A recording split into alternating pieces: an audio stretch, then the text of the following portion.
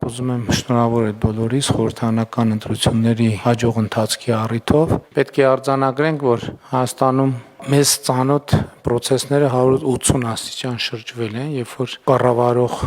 կուսակցությունը եւ կառավարությունը ընտրությունների արդար եւ ազատ անցկացման ջատագով է,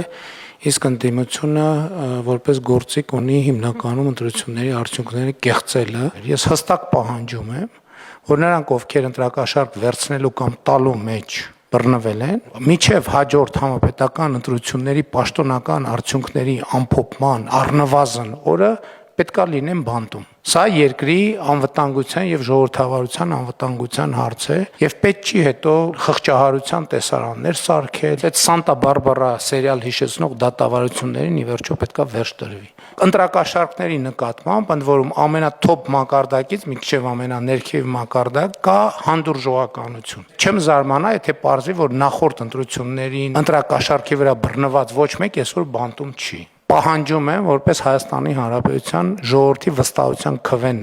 ստացած մարդ, ասում եմ, այդ մարդիկ միջև հաջորդ խորհրդարանական ընտրությունների պաշտոնական ամփոփման օրը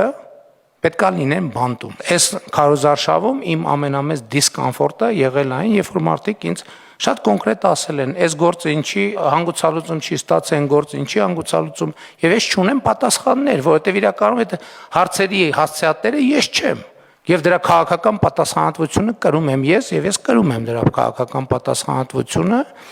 եւ հստակ դնում եմ հարցը, որ այդ խնդիրները պետքա լուծվեն։